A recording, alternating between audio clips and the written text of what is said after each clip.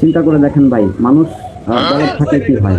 এই লোকটা বারবার বেদ টানতে যাচ্ছে, কিন্তু তিনি বারবারই অসফল হচ্ছে তিনি মনে করতেছেন, কিন্তু আসলে তিনি বেদ টানছেন না, তিনি ওই লোকটার আঙুলটাকে টানছেন।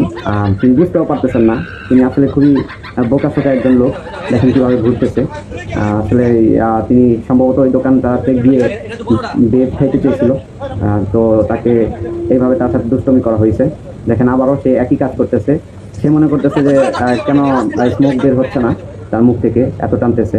এই ছেলেটা, দোকানদার ছেলেটা আবার টান দিয়ে দেখাই দিল, কিন্তু তাও হচ্ছে না, সে একই কাজ করতেছে।